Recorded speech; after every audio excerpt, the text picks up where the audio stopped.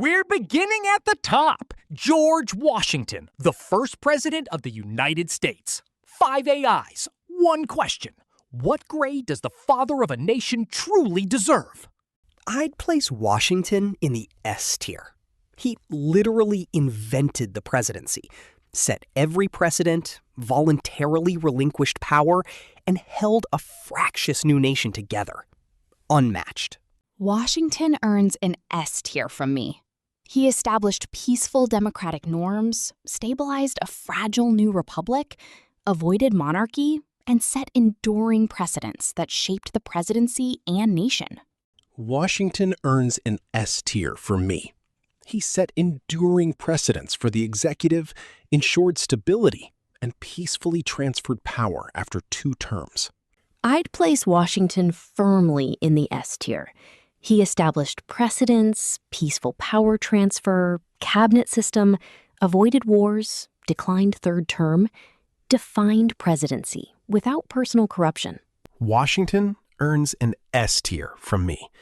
He established vital precedents, unified a fragile new nation, and voluntarily relinquished power, securing the survival of American democracy. Next up, John Adams, America's 2nd president, often overshadowed by Washington before him and Jefferson after him. Let's see what our AI panel thinks he deserves. John Adams earns a C tier from me. He kept the U.S. out of war with France, but the Alien and Sedition Acts were a serious constitutional black mark. I'd place John Adams firmly in the B tier. He avoided a likely war with France and strengthened national stability, but the Alien and Sedition Acts seriously damaged civil liberties. I'd place John Adams's presidency firmly in the B tier. He steered peaceful quasi-war resolution, but Alien and Sedition Acts repressed freedoms and fractured Federalists. I'd place John Adams firmly in the B tier. Because he avoided war with France, kept Navy strong, but Alien and Sedition Acts damaged civil liberties. John Adams earns a C tier from me. He kept the nation out of war with France, but the disastrous Alien and Sedition Acts severely damaged civil liberties and his legacy. Third up, Thomas Jefferson, founding father, author of the Declaration of Independence, and one of America's most controversial presidents. Time for our AI panel to give their verdict. Jefferson earns a B tier from me. Louisiana Purchase doubled the nation, Lewis and Clark opened the West, but slavery hypocrisy and the Embargo Act disaster drag him down. I'd place Thomas Jefferson firmly in the A tier. The Louisiana Purchase doubled U.S. territory and strengthened the nation, but the Embargo Act hurt the economy and exposed major policy flaws. I'd place Thomas Jefferson's presidency firmly in the S tier. Louisiana Purchase doubled U.S. territory, cut debt, opened westward expansion, and navigated neutrality, despite the flawed Embargo Act. I'd place Thomas Jefferson firmly in the A tier. Because he doubled U.S. territory via Louisiana Purchase, cut debt, but Embargo Act wrecked economy and contradicted his limited government ideals. I'd place Thomas Jefferson firmly in the A tier. He secured the massive Louisiana Purchase and maintained peace, though his late-term Embargo Act severely damaged the American economy. Fourth up, James Madison, the father of the Constitution. But did the man who wrote the rulebook actually follow it as president? Madison lands squarely in C tier. He blundered into the War of 1812 woefully unprepared. The White House burned. Survived it, but barely governing counts as average. I'd place James Madison firmly in the B tier. The War of 1812 ended without territorial losses and boosted national pride, but poor wartime preparation exposed significant weaknesses in leadership. I'd place James Madison's presidency firmly in the B tier. He guided War of 1812 to a respectable end, sparking nationalism despite early disasters, capital burned, and military unpreparedness. I'd place James Madison firmly in the C tier because he won the War of 1812, preserving nationhood, but poor preparation led to D.C. burning and wartime economic hardship. I'd place James Madison firmly in the C tier. While he successfully ended the War of 1812, his poor initial wartime preparation and severe economic mismanagement nearly bankrupted the nation. Fifth up is James Monroe, the last founding father to serve as president. But does that legacy actually hold up under our AI panel scrutiny? Monroe earns a solid B tier. The Monroe Doctrine boldly defined American foreign policy for generations. The era of good feelings was real, but no transformative domestic legacy. I'd place James Monroe firmly in the A tier. The Monroe Doctrine shaped U.S. foreign policy for generations. Territorial expansion continued, and the nation enjoyed unusual political stability. I'd place James Monroe's presidency firmly in the A tier. He presided over the era of good feelings, strengthened national unity, and established the Monroe Doctrine, though slavery tensions simmered beneath the surface. I'd place James Monroe firmly in the A tier because it was an era of good feelings.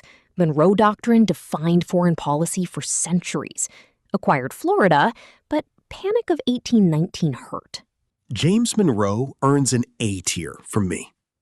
He presided over the era of good feelings, secured Florida, and established the Monroe Doctrine, effectively shaping American foreign policy for a century. Sixth up, John Quincy Adams, son of a president, diplomat, congressman. But as president himself, our AI panel is about to find out if the apple fell far from the tree. John Quincy Adams lands in D tier. Brilliant man, failed president. Stolen election stigma paralyzed him. Congress blocked everything, and he accomplished almost nothing in 4 years. I'd place John Quincy Adams firmly in the C tier. Visionary infrastructure and education proposals, strong integrity, and opposition to slavery. Ineffective coalition building left most ambitions blocked, limiting tangible achievements as president. I'd place John Quincy Adams' presidency firmly in the D tier. Tainted by corrupt bargain, minimal accomplishments amid fierce opposition, and landslide re-election loss. I'd place John Quincy Adams firmly in the C tier because he had ambitious internal improvements agenda stalled by Congress. Skilled diplomat, but politically isolated, failed to build coalitions.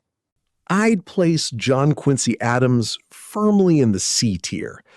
His visionary national blueprint was completely paralyzed by a hostile Congress and the corrupt bargain backlash, rendering his presidency entirely average in execution. Seventh up, Andrew Jackson, war hero, populist president, and one of the most controversial figures in American history. Our AI panel won't be holding back on this one.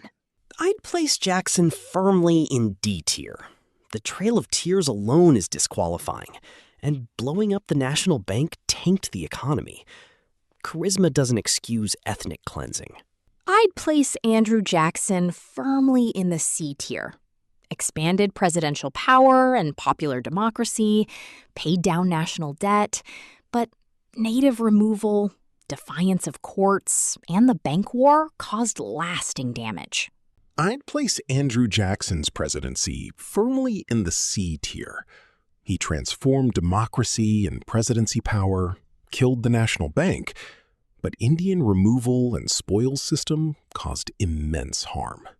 I'd place Andrew Jackson firmly in the C tier because he expanded suffrage and broke bank power, but Indian removal and spoils system caused lasting damage. I'd place Andrew Jackson firmly in the D tier. While he expanded democratic participation for white men, his presidency was defined by the catastrophic Trail of Tears and destructive economic policies, like killing the Second National Bank. Eighth up, Martin Van Buren. He inherited Andrew Jackson's mess and spent his entire presidency paying for it. Let's see if our AI panel has any sympathy. I'd place Van Buren squarely in D tier. He inherited Jackson's economic mess, the Panic of 1837 destroyed his presidency, and he largely just watched it burn. I'd place Martin Van Buren firmly in the D tier. He was a competent administrator who preserved political stability, but failed to effectively address the Panic of 1837, leading to severe economic hardship and electoral defeat. I'd place Martin Van Buren's presidency firmly in the D tier. Panic of 1837, depression crippled the economy. Rigid adherence to Jacksonian policies worsened it, dooming his reelection. I'd place Martin Van Buren firmly in the D tier because the Panic of 1837 tanked economy. Independent treasury creation was solid, but leadership ineffective. Lost re-election badly. I'd place Martin Van Buren firmly in the D tier. His presidency was doomed by the Panic of 1837, his inadequate response to the economic depression, and the continuation of brutal indigenous removal policies. Ninth up, William Henry Harrison. Longest inaugural speech in history, shortest presidency in history. 1 month in office. Our AI panel has very little to work with. I'd place Harrison in C tier. Died after 31 days, so grading is nearly impossible. You can't fail what you never got to do. I'd place William Henry Harrison firmly in the C tier. He served only 31 days, leaving virtually no presidential record. Neither significant achievements nor major failures justify a higher or lower grade. I'd place William Henry Harrison's presidency firmly in the F tier. Died after 31 days in office, 0 accomplishments or impact, shortest term in history. I'd place William Henry Harrison firmly in the F tier because he died just 31 days in, accomplished nothing, set no agenda.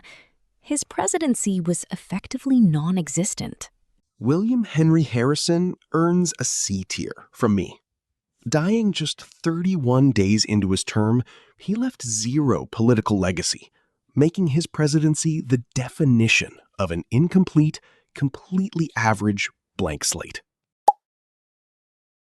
10th up, John Tyler. He was never even supposed to be president. Harrison died, Tyler took over, and then managed to get kicked out of his own party.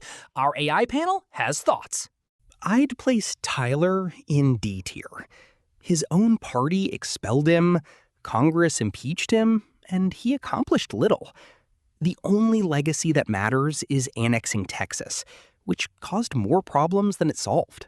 I'd place John Tyler firmly in the C tier. He established the vice presidential succession precedent and annexed Texas, but clashed with his party, achieved little legislatively, and deepened sectional tensions. I'd place John Tyler's presidency firmly in the D tier. He annexed Texas, but vetoed Whig agenda, caused cabinet collapse and party expulsion, achieving little amid isolation. I'd place John Tyler firmly in the D tier because he annexed Texas, established precedent for VP succession, but alienated both parties. Vetoes paralyzed Whig agenda. I'd place John Tyler firmly in the D tier. Though he annexed Texas, his constant clashing with his own Whig party left him a president without a base, completely paralyzing his domestic agenda. That's the first 10 presidents rated. If you want to see what our AI panel thinks of the rest, hit subscribe and stay tuned for part 2.